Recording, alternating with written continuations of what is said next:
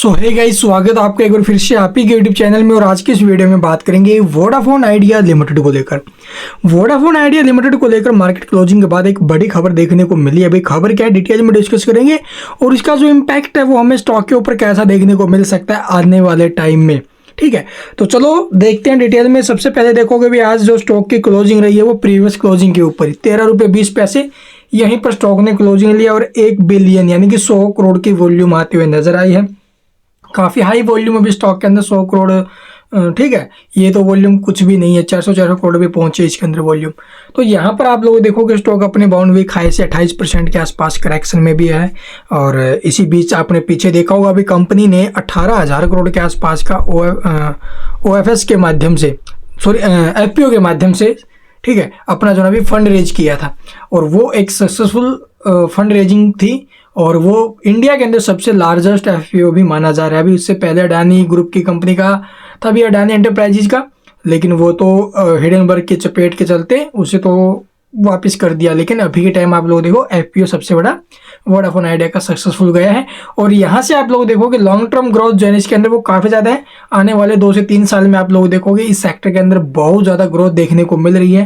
ठीक, और भारत का भी टेलीकॉम सेक्टर आने वाले टाइम में 2028-30 के आसपास तक आप लोग देखोगे 3rd लार्जेस्ट सेक्टर बन जाएगा भाई ये।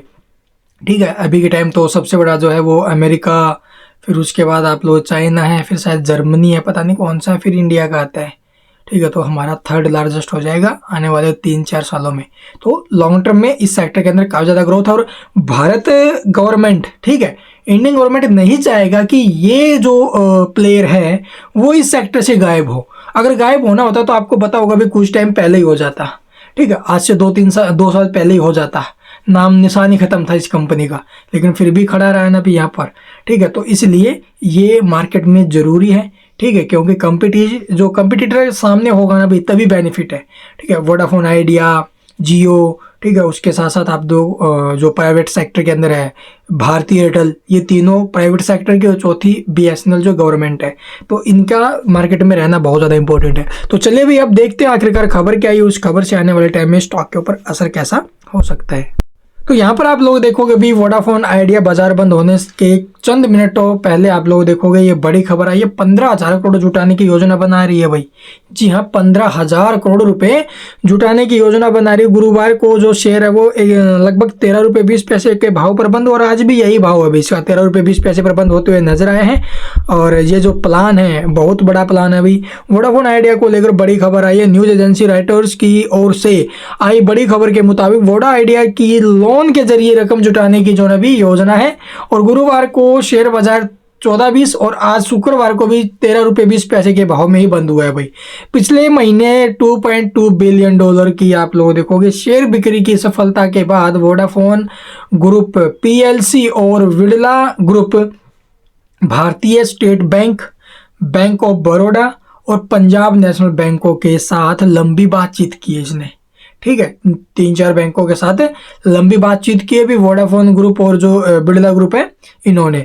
और यहाँ पर आप लोग देखोगे वोडाफोन आइडिया पर आई बड़ी खबर जो भी है कि लोन के जरिए $180 करोड़ यानी कि तकरीबन देखा जाए तो 14,760 करोड़ रुपए जुटाने पर विचार कर रही है, और 2 साल में लोन के जरिए ये रकम जुटाई जाएगी भाई। तो आपको पता हो 2 साल में इतने रकम जुटा रही है, और ये अपना जो बिजनेस है इसको एक्सपेंड करने के लिए आप लोग देखोगे ये फंड रेज कर रही है भाई, न कि अपना डेट चुकाने के लिए। डेट तो ऑलरेडी आपको पता होगा कंपनी के ऊपर लगभग 2 लाख करोड़ के आसपास है। तो 2 लाख करोड़ के आसपास ये कुछ हद तक आप लोग देखोगे इक्विटी में कन्वर्ट करने की सोची, जैसे गवर्नमेंट को इन्होंने पीछे दिया था, कितना बड़ा हिस्सा कर दिया था, इक्विटी में कन्वर्ट कर दिया था। तो उसी प्रकार से ये इक्विटी में ही कन्वर्ट करने की कोशिश करेगी।